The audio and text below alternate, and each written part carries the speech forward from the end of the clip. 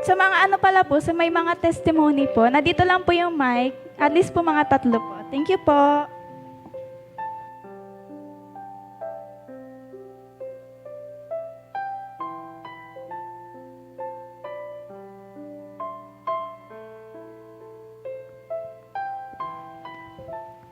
Ay, bukas na pala. Magandang gabi po. Actually, nung last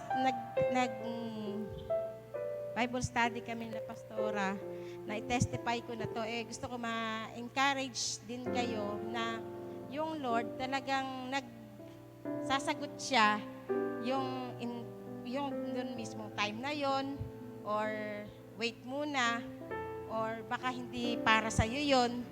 Kaya yung prayer ko nung Monday, paalis kami ni Christian, papunta kami sa kay Mayor, ay talagang patuloy pa rin ako nagsisik ng financial na assistance para yung kapatid ko matulungan ko. Kasi talagang sa totoo lang, nanay ko kasi every whole day hanggang night, 600 para lang siya makahinga. Kaya to God be the glory po, hindi natin kailangan na huminga ng may oxygen. Pero si nanay, sad to say, talagang kailangan niya. Kaya gano'n na lang yung eagerness ko talaga na matulungan ko si Junjun. Plus, di ba, every day, 6 times 80, 6 times 30 is 18,000. Tapos, gamot pa, 20K. Halos less than 40,000 a month. Wala pang event yung kapatid ko. Kumbaga, parang gano'n na lang yung eagerness ko talaga na makasik ng mga financial help sa mga pwedeng lapitan. Nung Monday po, papunta kami ni Christian. Sabi ko, Christian, bago ka magpa-check up, hatid mo ako sa munisipyo. Habang nandun ako sa likod niya, nakaganyan ako. Lord, nagpipray ako, Lord, tulungan mo po ako. Pangunahan po ako ng banal na spirito mo na lalapitan kong mga tao ay maging blessing sa akin. At maging blessing din po ako dun sa taong iiwanan ko. Nung lumapit ako sabi ko, Lord, sana po, huwag naman bababa sa 10K. Sabi ko ganun. Ay, instantly, nung ding pagdating ko doon, may taong nagnangako naman sa akin na magre-refer sa akin kay Mayor. Ayun, awa naman ng Lord talaga sa biyaya at habag niya. Naka-ano po ako ng 15K, although after 3 months pa o 2 to 3 months pa, pwede, okay na rin. At least meron kang inaasahan, di ba? Kaya nung ding oras na yan, sinagot ng Lord yung prayer ko. Tapos kagabi, may problema kami, hindi ko na po sasabihin sa inyo. Family problem siya. Pero hindi po kami magkakagalit. Hindi. Okay na po kami magkakapatid lahat. Yan po yung goodness ng Lord sa buhay namin. Na yung prayer request ko na yon for less than 1 year, tinugon ng Lord.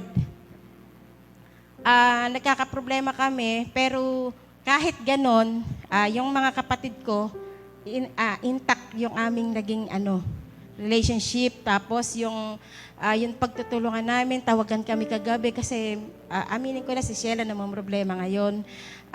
Sabi ko, Jun, kausapin mo si Sheila. Sheila, kausapin mo si Jun. Vice versa, pinagtutugma ko silang dalawa.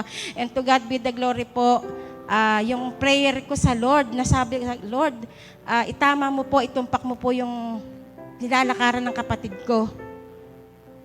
Tama mo po yung landas na nilalakaran niya kasi baka mamaya, di ba, malayo tayo, na baka maligaw ng landas. Yung Lord, kahit po yung pangit na sitwasyon, He can turn it into good.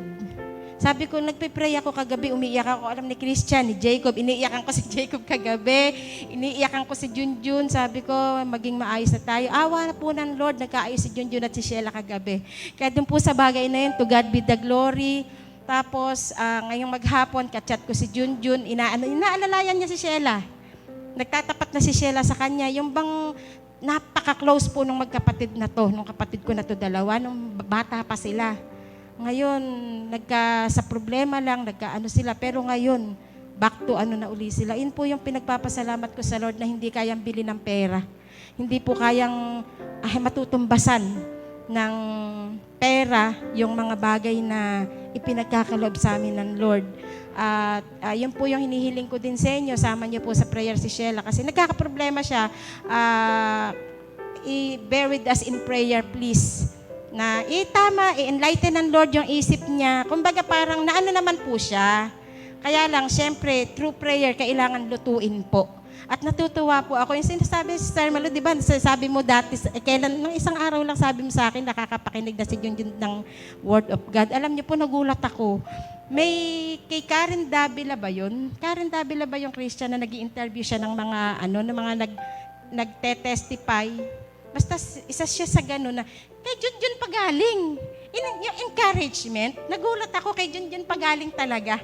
At Christian pa yung pinagmula nung ganong encouragement. Kaya sobra-sobra po na kahit na may problema ako, sabi ko nga, Lord, kahit na may problema kaming magkakapatid ngayon, hindi na sa relationship, pero ibang bagay po, hindi ko lang talaga masabi.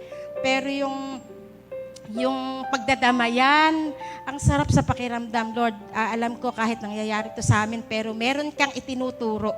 Kaya nagtitiwala po ako sa iyo, Lord, na kahit ganito yung dinadaanan namin ngayon, pero yung tiwala ko po, Lord, hindi niyo po kami iiwan, hindi niyo po kami pababayaan. Sabi ko nga, Sheila, ako yung nanay ninyo ngayon. Sabi niya, ate, hindi ba lola? Biniro pa niya ako kagabi, ate, hindi ba lola? Sabi ko, utol, alam ko, umamin siya sa akin na kahit ate ako, nakikita mong tumatawa, pinatatawan niya kami lagi. As in, pag tumatawag po yan, pinatatawa niya kami lagi, pero deep inside, hindi ko po alam kung bakit ako ganun. Ramdam ko po, yung nararamdaman ni Sheila deep inside, na sa kabila ng hanggang dinitawan niya, at siya pa yung nagpapatawa, di ba, mabiro siya, pero deep inside pala may dinaramdam siya. Kaya samahan niyo po ako sa prayer, sama niyo naman po si Sheila. Salamat po, and to God be the glory po.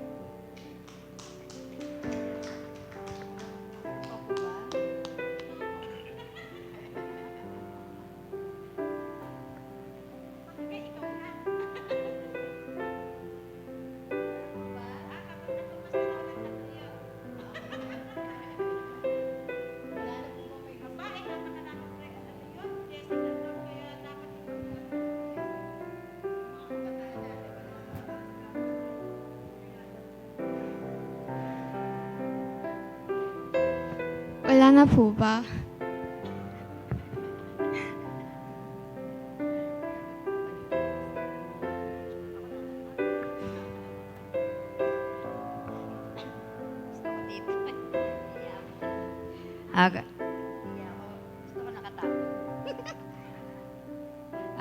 Good evening po.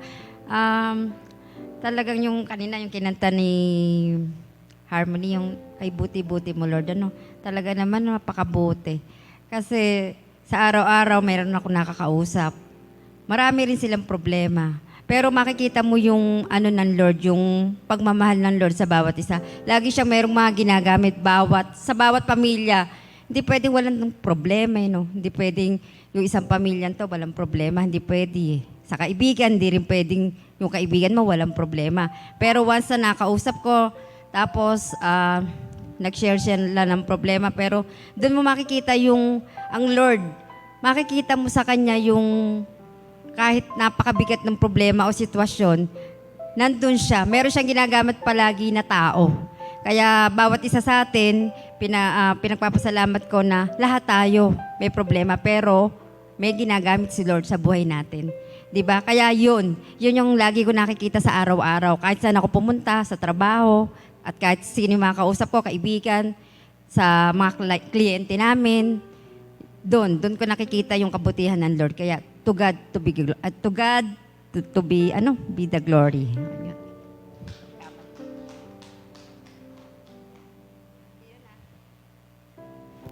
Sige po, kapag wala na po, ako ay...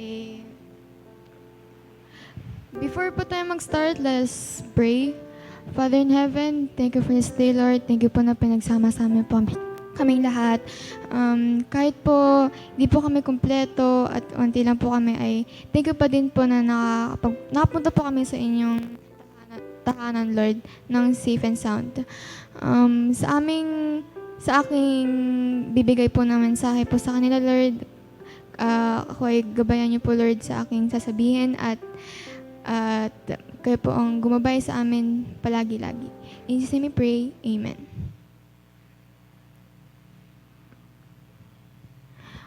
Kung may mga Biblia po kayo, pwede po, maiksi lang po to. Sa Philippians chapter 4, verse 6 to 7. ako na po magbasa kung, kung wala po kayong mga Biblia. Nakalagay po dito, do not be anxious about anything, but in every situation, by prayer and petition, with thanksgiving, present your request to God. Tapos sa Mark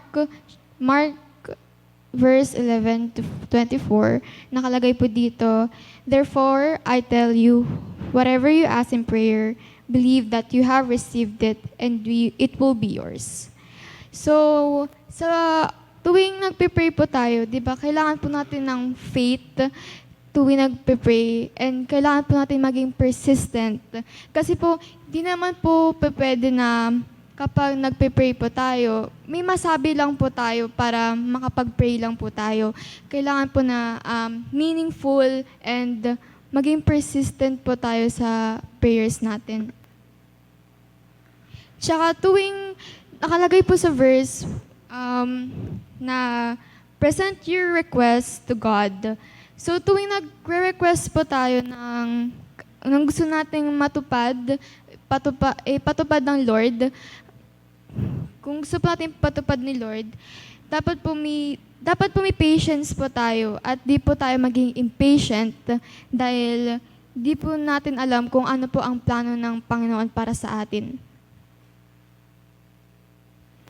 At hindi na po natin kailangan na kung i-rush po natin si Lord na kung para mabigay lang po ang answered prayer para sa atin, di ba?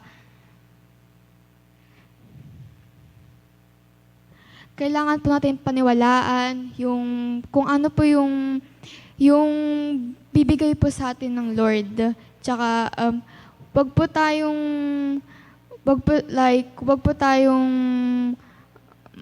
mapabala sa sarili kung ano man po ang pinlano ng Lord sa atin kasi ang lahat ng plano po ni Lord ay kinabubuti para sa atin, 'di ba?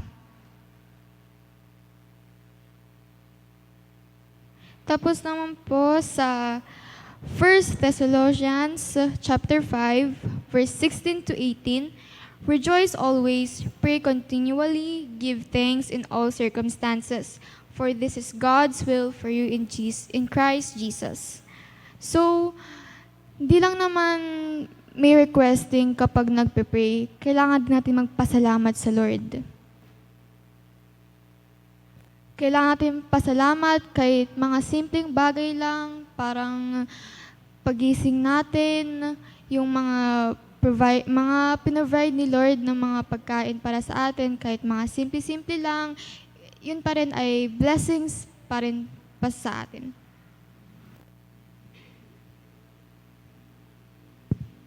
Kasi po, ang pagpapasalamat ay isang way na is a way na para ipakita ng Lord yung pagmamahal sa atin.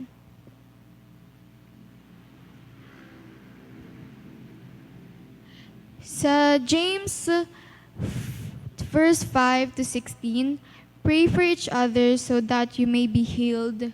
The prayer of a righteous person is powerful. Ang prayer naman din po ay it's not for thanking, requesting, but also surrendering our ating mga pinagdadaanan po. Kasi kung di naman po hinihiling ni Lord yun, kung gusto natin idaan yung mga pinagdadaanan natin through prayer, pero kung alam niyo po yung nararamdaman natin kapag nililid po natin yung mga pain natin into prayer, parang mas nakakagaan po, di ba? Nakakagaan na alam po ni Lord lahat ng pinagdadaan natin at alam po natin na may magagawang paraan si Lord para ma-solve yung things na kahit alam po natin, hindi po natin kayang isolve by our own, pero si Lord po ang makakapag-solve nang hindi lang po tayo mag-isa, pero mag-seek po ng help kay Lord.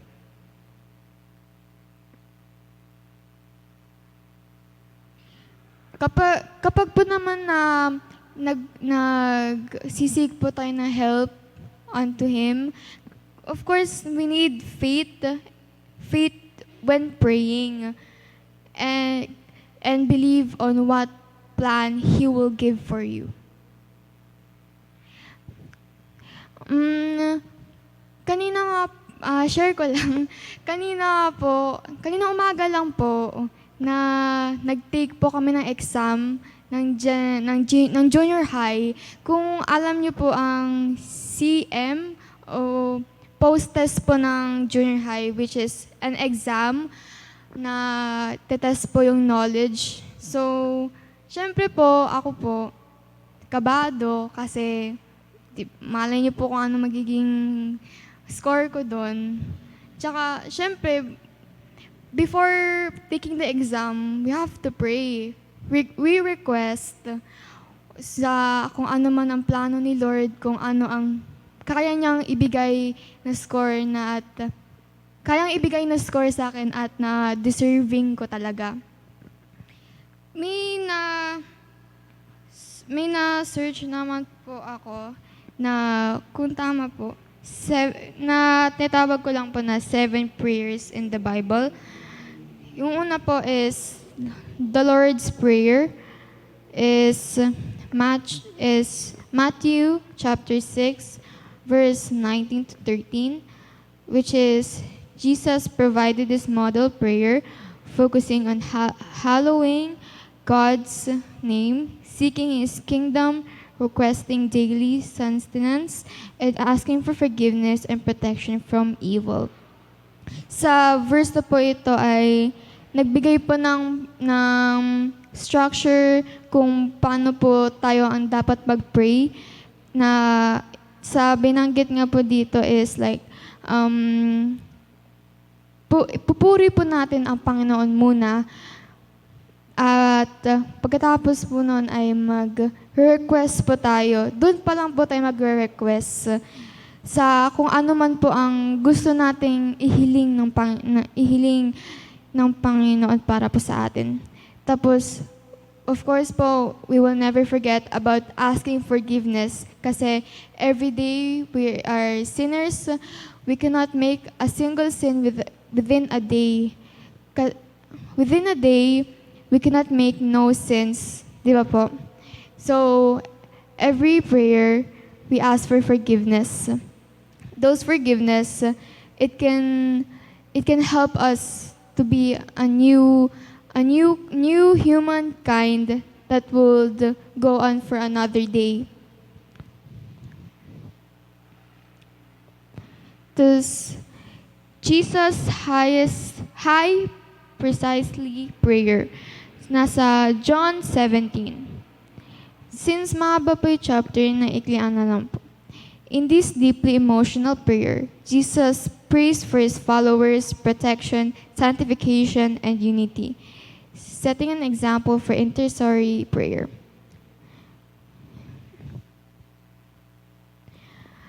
Siguro naman po sa lahat tayo, nagkaroon po tayo ng emotional prayer, di ba po? Sa pagiging emotional natin sa prayer, natatagalan din po tayo ng prayer kasi alam po natin na madami po tayong gusto ilabas at madami po tayong pinagdadaanan at gustong idaan sa prayer kasi gusto po natin na si Lord ang magpagaan ng lahat ng bagay na yon.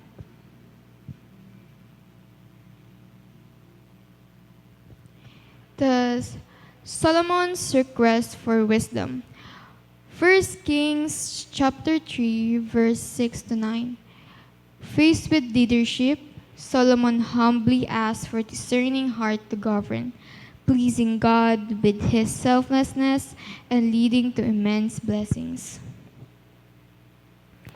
So, dito naman daw po, ang request ni Solomon is for wisdom, which is asking for leadership, asking na kaya po na mag-lead ni Solomon sa pleasing God with his selflessness. Tas Hannah's prayer of thanksgiving, 1 Samuel chapter 2, verse 1 to 10. After God granted her a son, Hannah offers a powerful song of praise that acknowledges God's power to lift the lowly and strengthen the weak. Di lang naman prayer ang nakakagaan para sa mga napapagdaanan natin, but also through worshiping God. Di naman po tayo pare-pareho kung ano po yung way natin para ma-solve yung problems natin at mapagaan yung mga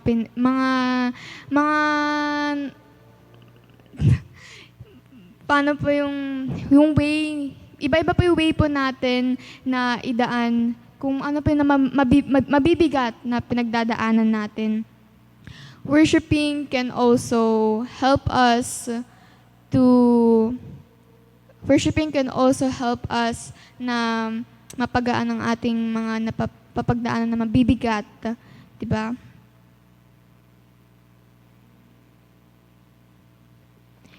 David's Psalm of Repentance, Psalm 51. A raw, honest plea of mercy and cleansing following sin, highlighting the necessity of contrite heart. Jabez's prayer for blessing, 1 Chronicles chapter 4, verse 10. A conquest request asking for God's blessings, expansion of territory, and protection from pain, which God answered. So, di naman po natin masasabi na agad-agad na matutupad ni Lord yung mga gusto nating i-request sa Kanya. We have to be patient. We have to wait until His response. He can use an instrument like a humankind or anybody para matupad yung hinihiling mo. Kasi hindi naman like mag-a-appear agad yung hinihiling mo, but He's using an instrument for your prayer to be answered.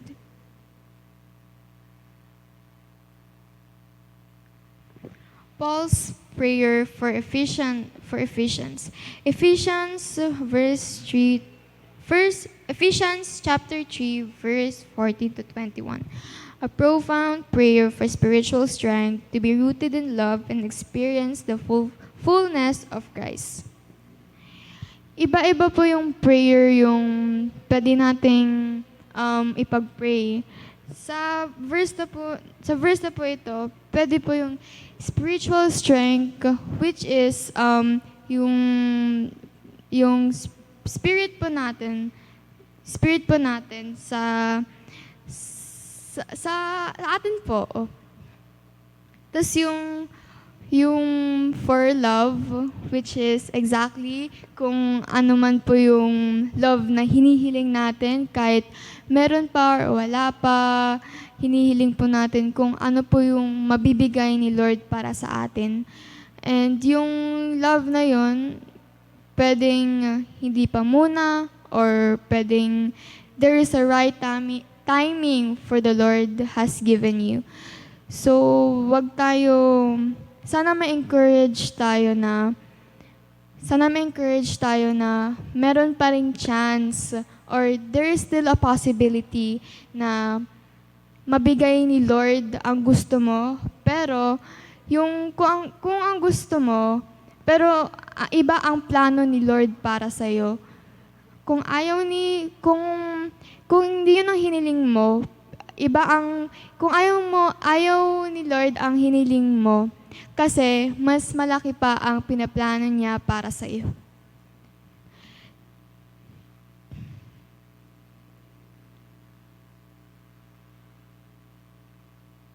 Tapos, Conclusion na lang. So, reminder lang po na we have to pray. Pray every day because we ask for forgiveness every day as a sinner. We have to ask forgiveness for all our sins each day. And even though wala tayong request, meron pa ring plano si Lord para sa isa't isa at malaki ang plano niya para sa bawat isa. And always praise unto His name and never forget to thank Him how good He is para sa lahat ng tao tulad nating mga Kristiyano. So, lead ko na po sa prayer. Father in heaven, thank you for this day, Lord. Thank you po, nakapag-share po ako, Lord. Lord, thank you po na nagabay mo po ako sa aking mga sasabihin. At Lord, sana po ay ma-remind po sila kung gaano po kahalaga mag-pray din, magpasalamat. At thank you po na naparemind ko din po sa kanila na kahit po na maliit lang po ang aming mga hinihiling, pero mas malaki pa din po ang ibibigay niyo sa amin. Lord, thank you po na pinagsama-sama niyo po kami, Lord. Lord, continue to bless us and give us strength throughout every single day. Lord, thank you po kahit di naman po kami nang hihiling ng any blessings. You continue to give us blessings each day. Simple or not, thank you pa din po, Lord. In Jesus' name we pray, Amen.